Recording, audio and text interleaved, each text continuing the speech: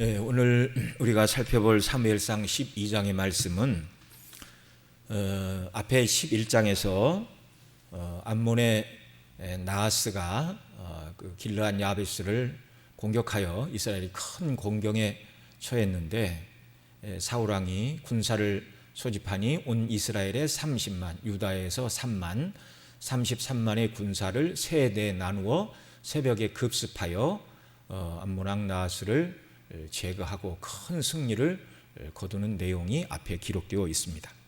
이 일로 말미암아 이제 사울의 왕권이 확립이 되었습니다.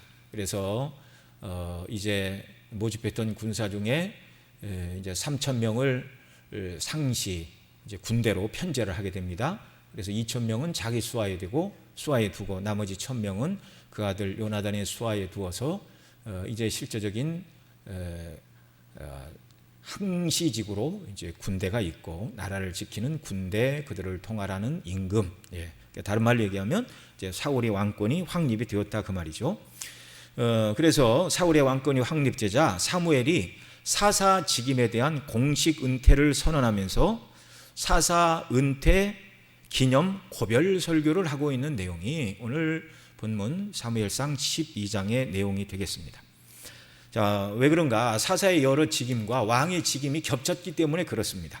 사사의 직임은 백성을 하나님의 말씀으로 가르치고 그 말씀으로 통치하는 일, 때때로 하나님의 말씀인 율법으로 사람과 사람 사이에 옳고 그름, 시시비비를 판단하는 재판장 역할을 하는 것이 사사였는데요. 이제 이 모든 일, 백성을 통치하고 재판하는 모든 일들은 이제 왕의 일이 되었습니다. 다른 어떤 나라도 이것이 왕이 일반적으로 행하는 일들이 바로 다스리고 재판하고 통치하는 일들이었죠. 그래서 사무엘은 사사로서 이제 공식 은퇴를 선언하면서 고별 설교를 하고 있습니다. 그러나 사무엘이 사사의 직임은 내려놓는다 할지라도 하나님의 말씀을 대언하는 선지자의 직임은 여전히 감당해야 했습니다. 선지자를 부르시고 감동하시고 하나님께서 말씀을 주시는 한 선지자의 직임은 중단될 수가 없는 일이기 때문에 그런 것입니다. 자, 오늘 본문 1절로 2절 말씀 같이 읽습니다. 사무엘이 온 이스라엘에게 이르되 보라, 너희가 내게 한 말을 내가 다 듣고 너희 위에 왕을 세웠더니 이제 왕이 너희 앞에서 출입하느니라. 보라, 나는 늙어 머리가 희었고 내 아들들도 너희와 함께 있느니라. 내가 어려서부터 오늘날까지 너희 앞에 출입하였거니와. 이렇게 말하고 있습니다. 왕이 너희 앞에서 출입한다. 왕의 공식 업무가 시작이 되었다는 말입니다. 사울왕의 즉위와 함께 이스라엘의 통치의 방식이 이제 달라진 새로운 시대를 맞게 되었습니다. 자, 사무엘이 사사로 백성을 다스리던 것은 하나님의 말씀을 통하여 그리스도인들의 삶의 원리를 가르친 것이죠. 하나님의 말씀의 교훈에 입각하여 백성들 모두가 자기 책임을 감당하는 하나님께서 직접 통치하시는 이상적인 정치 형태로서 신정 정치 제도가 사사 제도였습니다. 다만 사사들은 왕이 아니라 그 하나님의 말씀을 백성에게 가르치고 재판하는 그 일을 했는데 그 시대의 왕은 하나님이셨다 그 말입니다. 자, 그러나 이제 사울을 통하여 이루어지는 왕정은 하나님께서 주신 율법의 테두리 안에서 각종 법규를 만들어 다스리는 현실 정치로 바뀌게 되었습니다. 단적인 예로 사사 시대에는 세금이 없었어요. 그러나 이제는 세금을 내야 됩니다. 과거에는 대적이 침략을 하면 그 대적과 싸우기 위하여 각자가 자기 집에서 기르고 있던 병사가 없으면 자기 자신이라도 무기를 들고 나가서 싸웠고 싸움이 끝나면 이제 집으로 돌아가 다시 농사 짓고 이렇게 살면 됐는데 이제는 군사로 강제 징집이 되고 일정 기간 군인으로 살아야 하고 또 그 군인들을 먹여 살리기 위해 많은 세금이 부과될 수밖에 없는 왕정 시대입니다. 사사 시대는 하나님을 왕으로 섬기면서 성도 각자가 말씀에 입각하여 자기 할 일을 감당하는 신정 정치, 곧 하나님의 직접 통치를 받는 정치 제도였는데, 그런데 이 제도는 신앙의 열도가 떨어지면 떨어질수록 하나님이 직접 통치하시는데 눈으로 나타나서 하시는 게 아니잖아요. 믿음으로 반응을 해야 되잖아요. 그러니까 신앙의 열도가 떨어지고 하나님을 사랑하는 믿음이 적어지게 되면 이 신정 통치는 매력이 없어 보입니다. 나만 더 손해보는 것 같고 남들은 다 지키지도 않는데 이게 뭐야. 그러나 모두가 하나님의 영광으로 충만하면 서로가 하나님의 법을 따라 지키고 사랑하고 순종하니 시너지 효과가 나타나는 것이죠. 반면 왕정은 모든 것을 법으로 규정하여 동일한 세금을 매기게 되는 것입니다. 강제로 세금도 걷고 징집도 하고 또한 내가 힘이 있으니 조금 더 많이 내겠다, 그런 사상은 발디딜 틈이 없는 것이 이제 왕정입니다. 저와 여러분 모두는 하나님의 백성과 자녀로서 주를 섬기되 내가 할 수 있는 일에 최소한의 일들만 감당하는 자들이 아닙니다. 이를테면 이제 왕정 시대는 그거예요. 세금 내야 될 거 하고 감당해야 될 의무를 조금만 감당하고 권리는 다 누리겠다, 그런 거죠. 그러나 사사시대에 하나님의 신정 통치의 시대는 은혜 받은 사람이 더 많이 해야 하는 그런 시대였습니다. 저와 여러분 모두는 주의 은혜와 성령으로 충만하여 넘치고 넘치도록 헌신하고 봉사하고 주일에 충성하는 일꾼들로 주 앞에 견고히 서는 귀한 역사가 우리에게 넘쳐나기를 바랍니다. 그것만 영원하고 그렇게 주 앞에서 섬긴 것만 주님이 기억하시기 때문에 그런 것입니다. 자,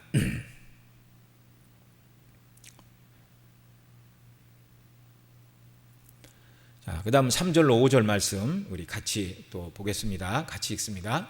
내가 여기 있나니 여호와 앞과 그 기름 부음을 받은 자 앞에서 내게 대하여 증거하라. 내가 네 소를 취하였느냐, 네 나귀를 취하였느냐, 누구를 속였느냐, 누구를 압제하였느냐, 내 눈을 흐리게 하는 뇌물을 네 손에서 취하였느냐, 그리하였으면 내가 그것을 너희에게 갚으리라. 4절 그들이 가로되 당신이 우리를 속이지 아니하였고 압제하지 아니하였고 네 손에서 아무것도 취한 것이 없나이다.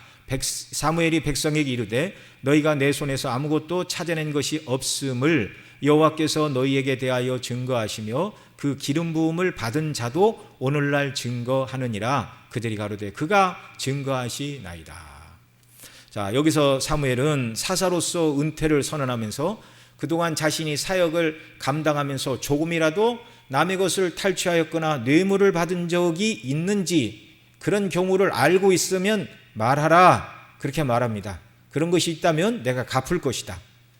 자신은 하나님 앞에서나 사람 앞에서나 이스라엘 백성들이 원하여 하나님이 세우신 왕 앞에서나 너희들이 말하라, 그렇게 말하고 있어요.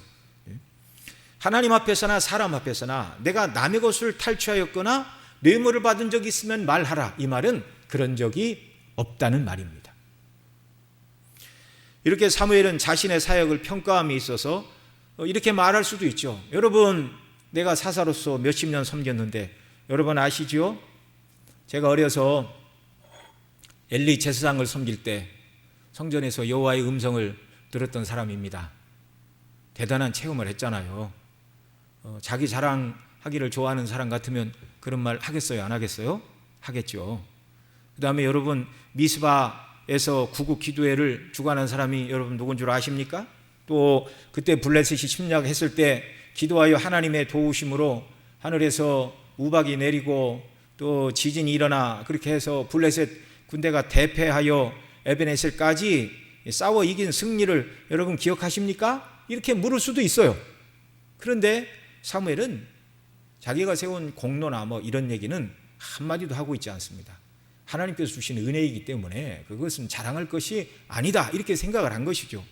부족하고 연약한 사람을 불러 쓰신 하나님이 행하신 일이고 하나님의 영광이지 그런 것은 마음에 담아두지 않고 뭐라고 말하고 있습니까? 사무엘이 가장 먼저 묻고 있는 것은 자신이 부정한 일을 했느냐, 뇌물을 받았느냐, 남은 것을 탈취한 것이 있느냐, 이렇게 묻고 있어요.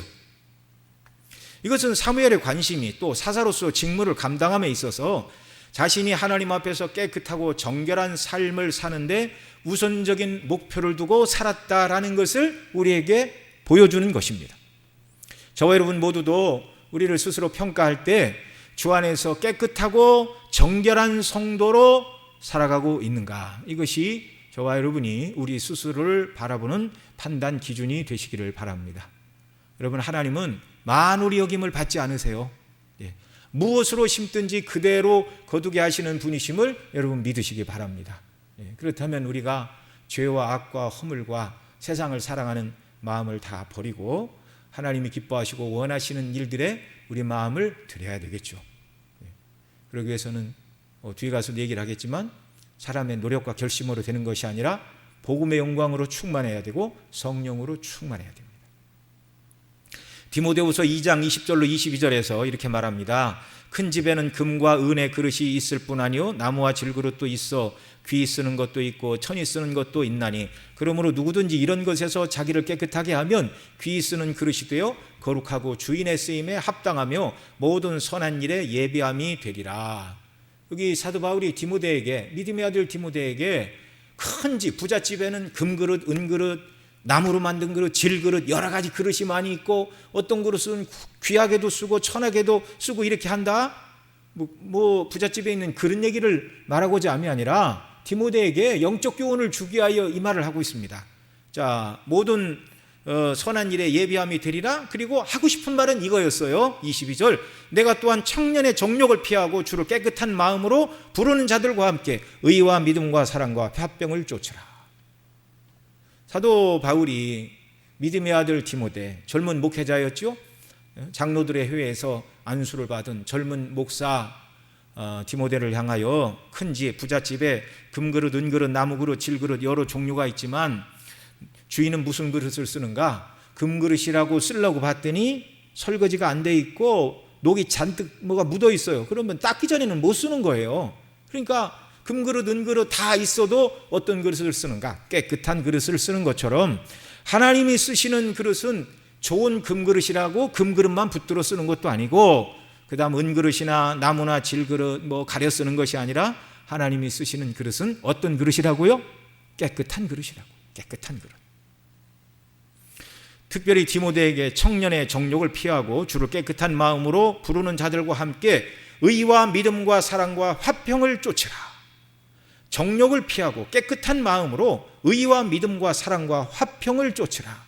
그럴 때 하나님이 이런 사람 붙들고 쓰신다 말씀하셨습니다.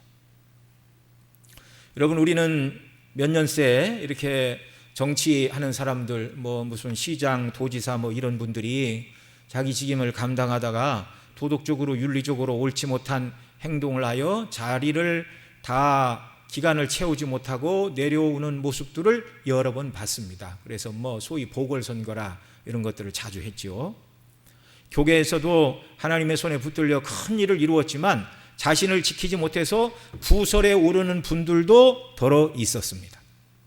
저와 여러분은 깨끗하고 정결한 일꾼이 되어야 하는 줄 믿습니다. 하나님이 이런 사람 찾으시고 그 다음에 하나님의 은혜로 충만하여 연약한 자들을 세우고 복음을 증거하며 하나님 기뻐하시는 모습으로 우리가 나아가야 하는 줄 믿으시기 바랍니다. 그 다음 6절로 15절에서 이제 사무엘이 하나님께서 지금껏 이스라엘을 어떻게 인도해 오셨는가를 말씀을 해 주시고 있습니다. 핵심은 이겁니다. 이스라엘이 고난 가운데 부르짖을 때 하나님은 맨 먼저 모세와 아론을 보내서 애굽에서 그 백성을 인도해 내셨고, 가나안 땅에서 그들이 죄 가운데 빠져 울부짖을 때 사자와 일꾼들을 보내서 고난 중에 하나님이 구원해 내셨다. 이 하나님을 기억하라라는 것입니다. 자, 먼저 6절로 8절 우리 같이 읽습니다. 사무엘이 백성에게 이르되 모세와 아론을 세우시며 너희 율조를 애굽 땅에서 인도하여 내신 이는 여호와시니 그런즉 가만히 섰으라. 여호와께서 너희와 너희 열조에게 행하신 모든 의로운 일에 대하여 내가 너희 여호와 앞에서 너희와 담론하리라. 야곱이 애굽에 들어간 후 너희 열조가 여호와께 부르짖음에 여호와께서 모세와 아론을 보내사 그 두 사람으로 너희 열조를 애굽에서 인도하여 내어 이곳에 거하게 하셨으나, 이렇게 말하죠. 말씀드린 대로 애굽에 종살이를 하면서 큰 고난 중에 부르짖을 때 하나님께서 모세와 아론을 세워 출애굽의 은혜를 베풀어 주시고 지금 너희가 거하는 이 땅 가나안 땅에 살도록 하나님이 은혜를 주셨다. 이게 지금까지 진행되어 온 역사다. 그걸 말하고 있습니다. 또 9절로 11절, 여기는 한 절씩 교독합니다. 제가 먼저 읽습니다. 그들이 그 하나님 여호와를 잊은지라 여호와께서 그들을 하술 군장 시스라의 손과 블레셋 사람의 손과 모압 왕의 손에 붙이셨더니 그들이 치매. 10절 읽어주세요. 백성이 여호와께 부르짖어 가로되 우리가 여호와를 버리고 바알들과 아스타롯을 섬김으로 범죄하였나이다. 그러하오나 이제 우리를 원수들의 손에서 건져내소서. 그리하시면 우리가 주를 섬기겠나이다 하매. 같이 읽습니다. 여호와께서 여룻바알과 베단과 입다와 나 사무엘을 보내사 너희를 너희 사방 원수의 손에서 건져내사 너희로 안전히 거하게 하셨거늘. 이것은 이제 가나안 땅에 거하면서 있었던 몇 가지 특징적인 사건 몇 개만 말합니다.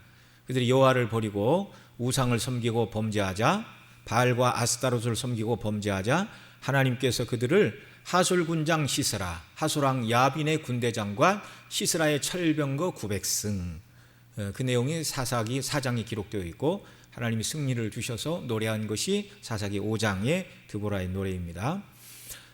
그뿐만 아니라 블레셋 사람의 손과 모압 왕의 손, 그 다음에 미디안의 손에 그들을 여러 번 붙이셔 치게 하셨습니다. 그때 정말 이스라엘 백성들이 하나님 앞에 회개했죠.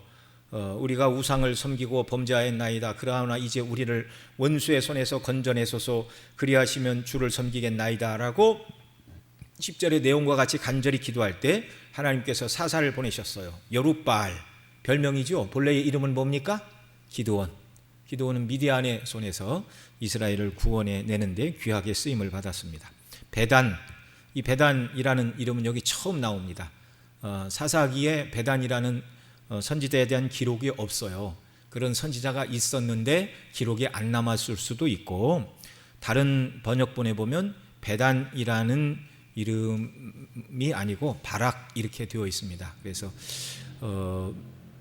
바락하고 베단하고 그 히브리어로 발음이 비슷해가지고 혹시 바락을 베단으로 잘못 쓴 것이 아니겠는가 이렇게 해서 어떤 역본에서는 이제 시스라 싸웠던 이제 바락 장군의 이름으로 기록된 버전도 있다.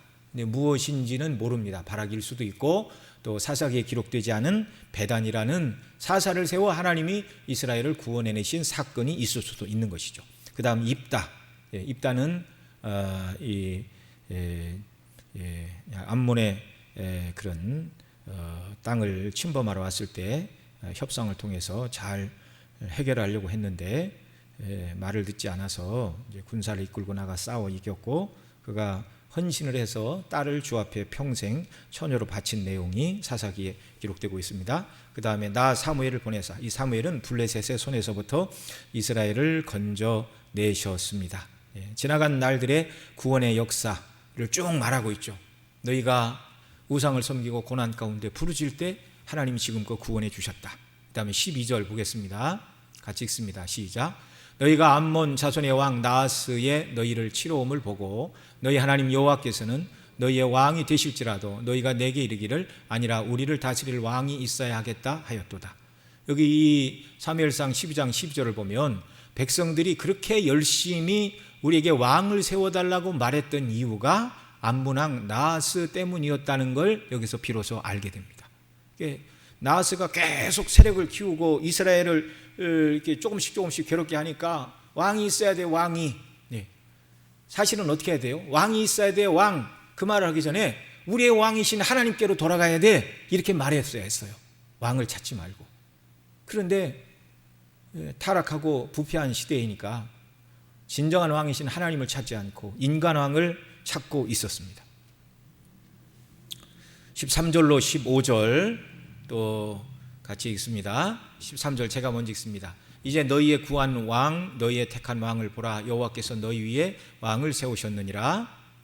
너희가 만일 여호와를 경외하여 그를 섬기며 그 목소리를 듣고 여호와의 명령을 거역하지 아니하며 또 너희와 너희를 다스리는 왕이 너희 하나님 여호와를 좇으면 좋으리라마는. 함께 읽습니다. 너희가 만일 여호와의 목소리를 듣지 아니하고 여호와의 명령을 거역하면 여호와의 손이 너희 열조를 치신 것 같이 너희를 치실 것이라. 사무엘은 말합니다. 온 백성과 왕이 하나님을 찾고 하나님을 따르면 하나님께서 너희를 도우시고 구원하시려니와 만일 왕과 백성이 하나님을 따르지 않으면 여호와의 손이 너희를 치실 것이다. 이렇게 경고하고 있습니다. 그러니까 사사시대는 백성들 모두가 동의하고 하나님께 회개하고 도우심을 구하면 하나님 은혜를 주셨어요. 그런데 왕정시대에는 백성들이 하나님께 돌이키려 해도 왕이 회개하지 않고 돌이키지 않으면 아무 소용이 없는 시대가 되었어요. 그러니까 하나님과 백성 사이에 신정 정치가 아니라 왕이 끼어서 더 하나님의 뜻대로 나라와 백성을 바르게 하는 수도 있지만, 잘못된 왕이 들어서게 되면 백성들은 회개할 기회조차도 하나님 앞에 갖지 못하게 되는 겁니다. 그 시대가 어느 시대였어요? 바로 이 사울왕의 시대였어요. 사울왕의 시대.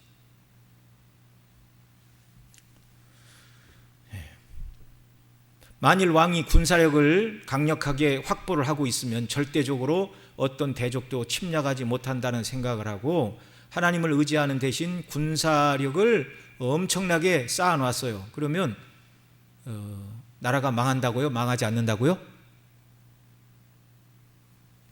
망한다고요? 망하지 않는다고요? 하나님을 의지하지 않고 이스라엘 왕이 군사력을 다른 나라보다 엄청나게, 군사도 많고 무기도 많고 말도 많고 그 다음에 쌓여있는 군량미도 많고 무기도 많고 또 전쟁의 군자금도 많고 다 많아요. 그런다 할지라도 왕이, 백성이 하나님을 의지하지 않고 우상을 숭배하면 그 나라가 망한다고요? 안 망한다고요? 망한다고요. 망한다고요. 왜요? 하나님이 살아계시기 때문에. 하나님이 살아계시기 때문에. 제가 지난 목요일, 금요일 새벽 예배 시간에도 말씀을 드렸는데,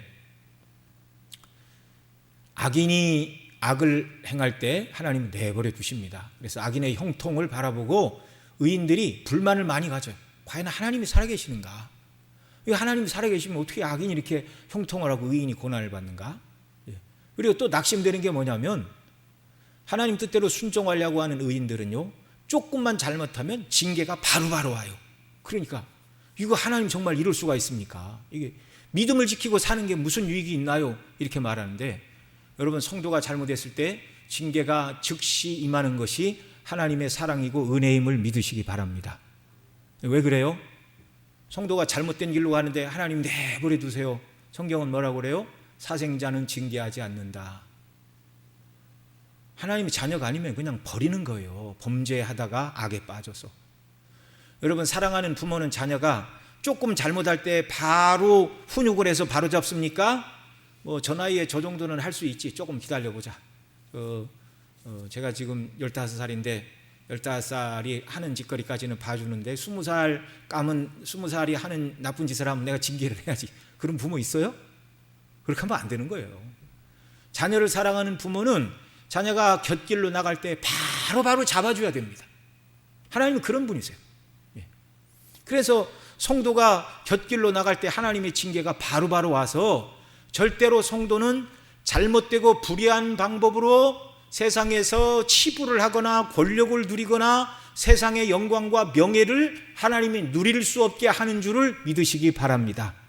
이게 하나님의 사랑인 줄 여러분 믿으시기 바랍니다. 하나님 우리를 버리지 않으신다는 거예요. 잘못했는데 하나님의 징계가 즉시 임하면, 하나님이 저를 너무나 사랑하시는군요. 그렇게 고백하고 회개하고 은혜를 간구하시기 바랍니다. 만일 잘못했는데도 형통하고 징계가 없다면 고민을 해야 돼요. 하나님 혹시 저를 버리셨나요? 네. 여러분, 이스라엘이 하나님을 의지하지 않고 군사력을 엄청나게 쌓아놓는다 할지라도 하나님은 결국 그 나라를 어떻게 하게 하신다고요? 망하게 하신다고요. 왜요? 내 백성, 내 나라, 내 소유이기 때문에 하나님 아닌 우상에게 마음이 빼앗기는 걸 하나님은 보고만 계시지 않으시는 줄 믿으시기 바랍니다. 우리를 사랑하시는, 질투하시는 하나님이에요. 그래서 하나님은 이미 모세 시대에 신명기 17장에 보면 훗날 이스라엘이 왕을 세우자는 의견이 나게 될 때 왕은 이런 식으로 세워야 된다, 그렇게 말씀해 주셨습니다. 신명기 17장 4절로 20절 좀 찾아보겠습니다. 구약성경 신명기 17장 14절로 20절 찾아서 우리 한 절씩 읽겠습니다.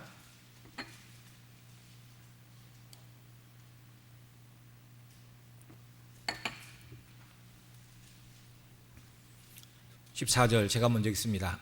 내가 내 하나님 여호와께서 내게 주시는 땅에 이르러 그 땅을 차지하고 거주할 때에 만일 우리도 우리 주위의 모든 민족들 같이 우리 위에 왕을 세워야겠다는 생각이 나거든. 15절 읽어주세요. 반드시 내 하나님 여호와의 택하신 자를 내 위에 왕으로 세울 것이며 내 위에 왕을 세우려면 내 형제 중에서 한 사람으로 할 것이요 내 형제 아닌 타국인을 내 위에 세우지 말 것이며. 자, 여기 14절 15절에서는 왕을 세우되 누구 중에서 세우라고요? 형제 중에서, 이스라엘 백성 중에서, 믿음의 사람 중에서 왕을 세워라. 아무리 똑똑하고 재능 있다 할지라도 믿음의 사람이 아니고 하나님의 백성이 아닌 자를 왕으로 세워서는 안 된다. 이건 대전제입니다. 자, 백성 중에 하나님이 택한 자를 왕으로 세우되, 그 다음에 왕으로 세움을 받은 자가 하지 말아야 될 것이 이제 세 가지가 있습니다. 먼저 16절에서는 뭘 하지 말라고 그랬는가? 한번 같이 읽습니다. 시작.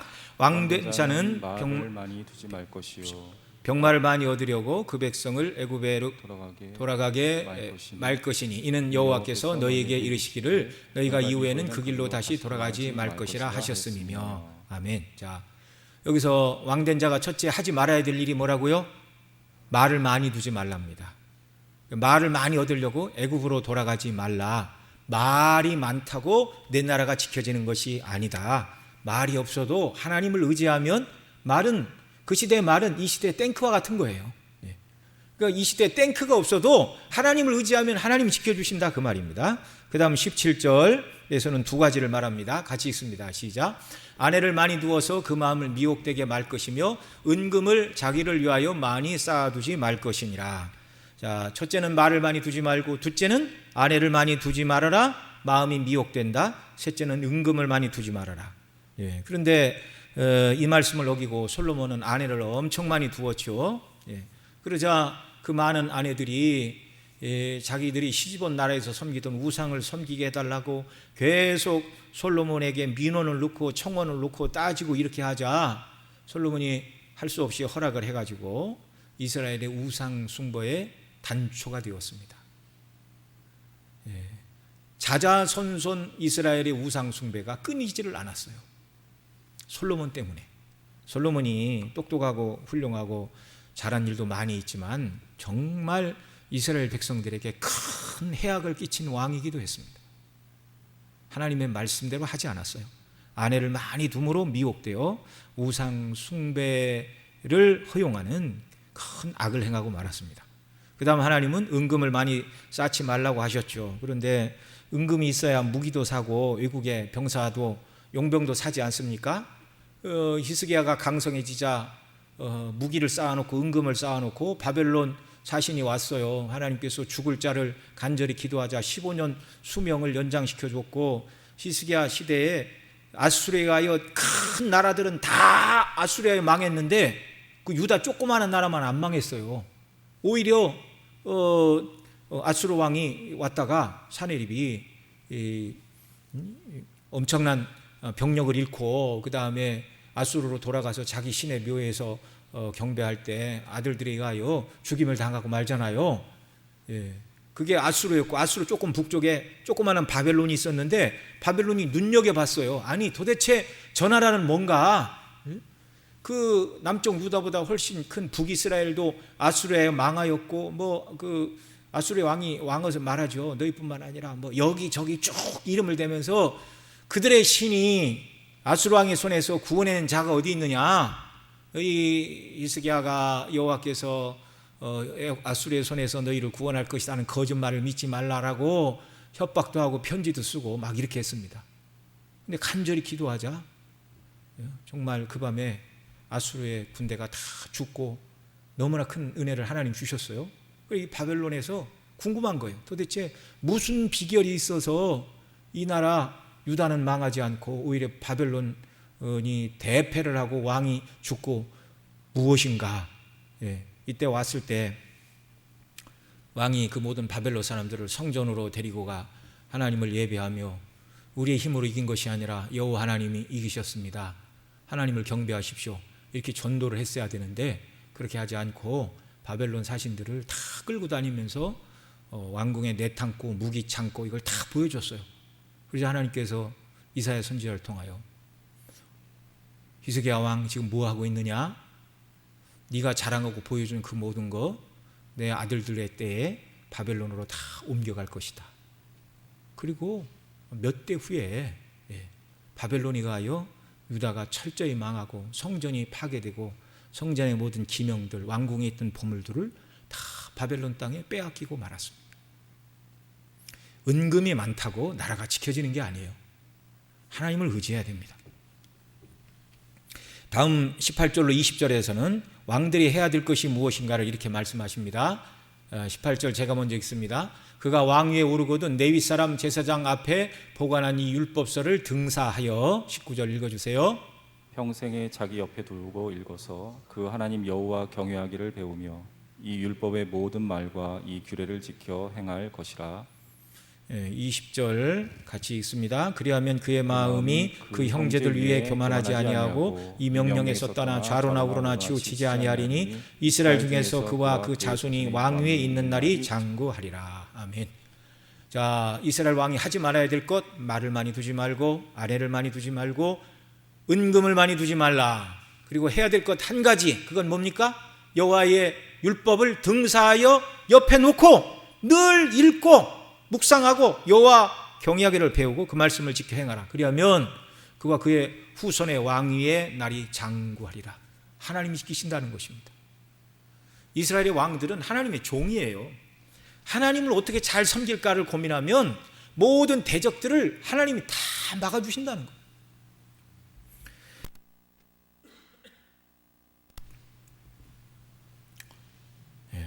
오늘 우리도 하나님을 신뢰함으로 살아가는 역사가 있기를 바랍니다. 이 말씀을 어기고 하나님을 떠나 우상을 숭배하면 반드시 망하게 된다. 지금 사무엘은 왕 사울과 그 모든 백성들 앞에서 우상 숭배하지 말고 여호와를 버리지 말고 그 말씀대로 순종해라. 지금껏 하나님께 순종하고 죄를 지었지만 즉시 회개하고 은혜를 간구하면 하나님이 구원해 주시지 않으신 적이 있느냐? 이걸 생각하고 항상 하나님 앞에 겸손하고 은혜를 간구하라고 신신당부하고 있는 내용입니다. 자, 그러면서 사무엘은 자기가 전하는 이 말이 자기 말이 아니라 여호와의 말씀이요 진실한 것임을 하나의 표적을 통하여 보여준다, 이렇게 말하고 있습니다. 그 표적이 이제 16절로 18절 말씀입니다. 16절 제가 먼저 읽죠. 너희는 이제 가만히 서서 여호와께서 너희 목전에 행하시는 이 큰 일을 보라. 17절 오늘은 밀 베는 때가 아니냐. 내가 여호와께 아뢰리니 여호와께서 우레와 비를 보내사 너희가 왕을 구한 일 곧 여호와의 목전에 범한 죄악이 큼을 너희로 밝히 알게 하시리라. 18절 함께 읽습니다. 이에 사무엘이 여호와께 아뢰매 여호와께서 그날에 우레와 비를 보내시니 모든 백성이 여호와와 사무엘을 크게 두려워하니라. 아멘. 하나님께서는 사무엘의 말이 옳고 하나님의 말씀을 전한 것임을 우레와 비를 내리심으로 보여주셨어요. 근데 이때는 밀베는 추수 때라 이렇게 말하고 있죠.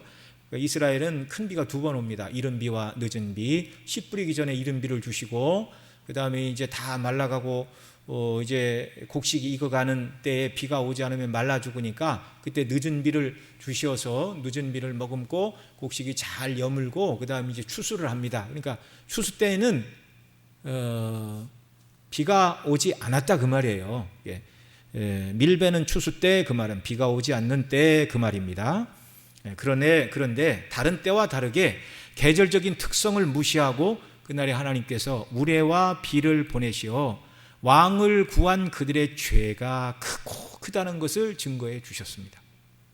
하나님만 의지하면 구원해 주시는데 하나님 의지하기 싫으니까 왕을 구한 것이거든요. 하나님께서 우레와 비를 통하여 백성을 책망하신 것은 극히 이례적인 일이었어요.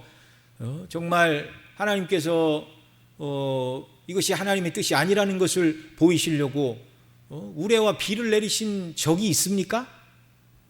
기드온에게는 표적을 보이시기 위하여 양털이 이슬에 젖고 또는 양털만 젖지 않고 이 정도의 표적을 보여주셨지만 백성들이 죄 가운데 빠졌다는 것을 증거하시기 위하여 정말 엄청난 우레와 비를 내리신 일은 없었습니다. 이 우레도 조금만 치는 우레가 아니었어요. 이제 백성들의 반응을 보면 우리가 죽을 것 같습니다 이렇게 말하잖아요. 그러니까 뇌성병력이 몰아치고 또 엄청난 비가 와서 죽을 것 같은 공포감을 느낄 정도로 그들이 피부에 와닿을 정도로 하나님이 엄청난 표적을 보여주셨다 그 말입니다. 여러분, 이건 극히 이례적인 일입니다. 하나님께서는 그 백성을 깨우치시는 것은 보편적으로 말씀을 통한 변화입니다. 말씀을 통하여 믿음을 주시고 인격을 새롭게 하시는 변화를 일으키는 것이 하나님의 방식인데, 당시 사람들은 얼마나 마음이 굳어 있으면 하나님께서 뇌성병력을 치시고 비가 내릴 수 없는 계절에 엄청난 폭우를 쏟아 부어 내리셔야 할 만큼 그들이 정말 하나님에 대한 생각이 너무너무 그들 머릿속에 없었다 그 말입니다. 미련하게 되었어요. 저와 여러분 모두는 잔잔하고 세미한 음성으로 말씀하시는 하나님의 말씀을 잘 듣고 깨닫고 심령이 새로워지고 은혜로 충만하여 거룩하신 하나님의 뜻에 민감하게 반응하고 순종하는 자녀와 백성들로 나아가기를 소원합니다. 하나님은 잔잔한 은혜를 우리에게 주시기를 원해요. 이에 백성들은 자기들이 죄를 지었는데 거기에 왕을 구하는 죄를 더하였다고 고백하며 하나님께 기도하여 죽지 않게 해달라고 구하였습니다. 19절 같이 읽죠. 시작. 모든 백성이 사무엘에게 이르되 당신의 종들을 위하여 당신의 하나님 여호와께 기도하여 우리로 죽지 않게 하소서. 우리가 우리의 모든 죄에 왕을 구하는 악을 더하였나이다. 그들은 그날 죽을 것 같았어요. 죽지 않게 하소서. 엄청난 공포심을 느꼈다 그 말이죠. 그러나 하나님을 대적한 죄인들이 느끼게 될 가장 큰 공포는 그때가 아니고 하나님의 심판대 앞에서 공포와 두려움을 느끼고 그리고 지옥에서 영원한 형벌과 고통과 공포를 더 느끼게 될 줄을 우리는 알아야 됩니다. 그런 공포뿐만 아니라 가장 큰 고통을 영원한 불못에서 영원토록 당하는 것이 그리스도 밖에 있는 죄인들의 당면한 문제입니다. 아직 이루어지지 않았을 뿐이지 그들이 이 세상을 떠나거나 주님이 다시 오시면 그것은 현실의 문제가 되는 것이죠. 그러나 감사하게도 이런 죄로 인하여 하나님이 분노하시고 진노하시는 두려움과 공포와 지옥 형벌의 그 저주가 예수님 믿는 저와 여러분 모두에게는 이 모든 것들이 다 지나갔음을 믿으시기 바랍니다. 감사한 일입니다.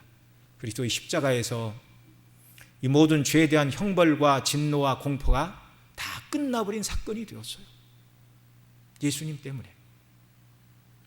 낮 시간에 우리는 하나님 나라에서 우리가 영원하고도 최고의 기쁨의 잔치에 영원토록 참여할 자들이라는 말씀을 우리가 살펴봤는데, 그런 잔치는 안 가도 돼요. 뭐 내가 그렇게 열심히 신앙생활하고 그런 자리에 안 가도 돼요. 거기 안 가면 그냥 잔치가 아닌 그냥 일상스러운 잔치가 없는 수고하는 삶이 아니라 둘 중에 하나예요. 하나님이 베푸시는 영광스러운 영원한 잔치의 자리에 들어가든지, 아니면 하나님의 완전한 진노가 베풀어지는 두려움과 공포와 형벌이 영원토록 계속되는 불못 지옥에 떨어지든지, 둘 중에 하나입니다.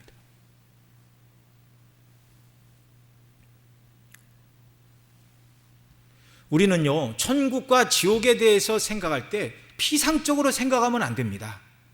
성경이 말하는 대로 믿으시기 바랍니다. 우리를 그리스도 안에서 영원한 공포와 두려움의 형벌의 지옥을 하나님께서 그리스도 안에서 벗어나게 하시고 영원한 영생, 영원한 즐거움, 영원한 기쁨의 잔치의 나라, 영원한 하나님의 영광의 나라에 참여하는 그런 사람으로 만들어 주셨어요. 이런 것이 아니라면 영원한 두려움과 저주와 형벌과 고통밖에 없습니다. 이렇게 얘기하면, 아유 목사님 좀 신앙에 대해서 말씀하실 때 좀 사람들이 듣기에 이렇게 정서적으로 좀 이렇게 좀 부드럽고 세련되고 그렇게 얘기를 하셔야지, 뭐 그렇게 요즘 사람들한테 그렇게 지옥 같은 얘기, 천국 같은 얘기를 막 합니까? 원초적으로 막 듣기도 거북하게. 성경이 그렇게 말하고 있는데요, 우리가 그렇게 믿어야 되는 것입니다. 이런 어마어마한 지옥의 형벌과 저주로부터 하나님은 우리를 구원해내시기 위하여 아들을 내어주셨잖아요. 그리고 그 아들 안에서 영원한 영생과 기쁨과 만족과 하나님의 영광 가운데 들어오라고 복음의 문을 활짝 열어놓으셨습니다. 우리가 기꺼이 들어가야 되고, 낮에 말씀을 드린 것처럼 이 영광스러운 화목의 직책을 맡고 정말 화목의 말씀을 맡은 자로서 이 복음을 증거하고 다른 사람들과 함께 넉넉하게 이 영광의 나라에 들어가기를 소망하며 이런 사람으로 살아야 하는 줄로 믿습니다. 그 다음 20절로 25절에서는 이 우레와 비로 인하여 죽을까 두려워 말라고 하면서 온전히 하나님을 마음을 다해 섬겨라, 그러기 위해서 이런 표적을 주신 것이다, 그것을 말하고 있습니다. 자, 20절 같이 읽습니다. 시작. 사무엘이 두려워 말라. 너희가 과연 이 모든 악을 행하였으나 여호와를 좇는 데서 돌이키지 말고 오직 너희 마음을 다하여 여호와를 섬기라. 네, 우레와 비로 경고하심은 지금 당장 죽이려 하심이 아니라 하나님을 떠나지 말라는 경고라는 것입니다. 하나님을 떠나게 되고 악을 행하게 되면 이보다 더 큰 징계와 재난을 받을 것이다 라는 샘플로 보여주신 거예요. 그 다음 21절 같이 읽습니다. 시작. 돌이켜 유익하게도 못하고 구원하지도 못하는 헛된 것을 쫓지 말라. 그들은 헛된 것이니라. 그렇게 우상이 아무것도 아니라 해도 바알과 아스타롯의 이스라엘 백성이 계속 미혹이 되었어요. 하나님도 섬기고 우상을 섬기면 조금 더 잘 살지 않을까? 올무를 자기 손에 채우고 발에 채우는 어리석은 짓을 하였습니다. 역시 우상을 섬기지 말라는 경고의 목적으로 우레와 비를 주신 것이죠. 22절 말씀도 같이 읽습니다. 시작. 여호와께서는 너희로 자기 백성을 삼으신 것을 기뻐하신 고로 그 크신 이름을 인하여 자기 백성을 버리지 아니할 것이요. 자, 궁극적으로 하나님께서 너희를 버리지 않으신다. 잘못하면 징계를 하시나 버리시지는 않으신다. 왜 그런가? 하나님께서 친히 너희를 하나님의 백성으로 삼으신 거룩하신 그 하나님의 이름의 영광 때문에 하나님이 너희를 버리지 않으신다. 이렇게 사무엘은 백성들에게 권고하고 있습니다. 23절 또 읽습니다. 나는 너희를 위하여 기도하기를 쉬는 죄를 여호와 앞에 결단코 범치 아니하고 선하고 의로운 도로 너희를 가르칠 것이지. 사무엘은 백성을 위한 기도를 쉬지 않겠다 그렇게 말하고 있어요. 그리고 자신의 생전 동안에는 선하고 의로운 도, 이게 뭡니까? 하나님의 율법의 말씀을 계속 가르치는 선지자의 직임을 감당하겠다라는 것입니다. 24절 또 같이 읽습니다. 너희는 여호와께서 너희를 위하여 행하신 큰 일을 생각하여 오직 그를 경외하며 너희 마음을 다하여 진실이 섬기라. 우상을 섬기지 말고 하나님만을 섬기라. 이게 사사직을 은퇴하면서 사무엘이 하고 싶은 말의 핵심이 이거였습니다. 너희는 여호와께서 너희를 위하여 행하신 이 큰 일을 생각하여 보고 오직 그를 경외하여 마음을 다하여 진실히 섬기라. 애굽에서 그들을 구원하시고 인도하시고 능력으로 보존하시는 능력과 권능과 영광의 하나님을 기억하고 우상에게 마음을 빼앗기지 말고 그 하나님만 경외하며 진심으로 섬겨라. 그래야 대적도 오지 않고 나라가 망하지도 않고 너희가 평강을 누리며 하나님이 기뻐하시는 성도로 살 수 있다, 그 말입니다. 25절 같이 읽습니다. 만일 너희가 여전히 악을 행하면 너희와 너희 왕이 다 멸망하리라. 그러나 이 경고의 말을 듣지 않고 하나님을 섬기는 일에 힘을 다하지 않고 악을 행하면, 악을 행한다는 건 하나님 버리고 우상 숭배하고 율법을 버리고 공의를 행치 않는다, 그 말입니다. 이렇게 하면 여호와께서 너희와 너희 왕 모두를 멸하실 것이다. 왕이 주권자가 아니라 여호와 하나님이 주권자라는 말입니다. 우리는 우리를 사랑하시고 구원을 베푸신 하나님을 알고 사랑함으로 순종하는 자녀들이 되어야 하겠습니다. 여러분, 저와 여러분을 사랑하신 하나님의 사랑은 측량할 길이 없어요. 아들을 내어주신 사랑 아닙니까? 우리에게 내리셔야 될 모든 진노를 아들에게 다 내리셨고 그 아들을 믿는 믿음 하나 보시고 우리를 의롭다 하시고 자녀로 받으시고 천국의 후사로 세우시고 영원한 영광을 주님 안에서 함께 누리는 자들로 정말 생각하기도 너무 벅차고 이루다 측량할 수도 없는 너무나 큰 은혜를 하나님이 그리스도 안에서 베풀어 주셨어요. 누가 하나님을 사랑하고 그 뜻대로 순종하며 살아가는가? 우리가 그리스도 안에서 받은 이 은혜를 늘 묵상하고 이 은혜를 견고히 붙들고 살아가는 성도임을 믿으시기 바랍니다. 여러분, 때때로 물질의 문제, 건강의 문제, 자녀의 문제가 우리 심령에서 우리를 괴롭히고 요동치고 하나님 너를 사랑하지 않는다, 너희를 버리신 거 아닌가라는 그런 의심과 이런 불평의 말을 자꾸 심어주고 이렇게 할 때 여러분 우리가 우리를 사랑하신 그리스도의 놀라운 대속의 사랑과 은혜를 붙들어야 됩니다. 성령의 도우심을 간구해야 됩니다. 그래서 복음의 영광으로 충만하고 하나님의 사랑으로 충만하고 성령으로 충만하여 그 놀라운 사랑에 감격하여 살아갈 때 사단의 유혹을 능히 이기고 기쁨으로 주의 뜻대로 순종하며 살아가는 자녀들이 되는 줄 믿습니다. 이런 자녀에게 하나님이 사랑하시고 미소 지으시고 긍휼을 베푸심을 믿으시기 바랍니다. 기도하겠습니다. 사랑하시는 아버지 하나님, 그리스도 안에서 우리에게 베풀어 주신 은혜가 너무나 크고도 놀랍고 영광스럽습니다. 날마다 이 복음의 은혜와 영광으로 충만한 자들 되게 하여 주옵소서.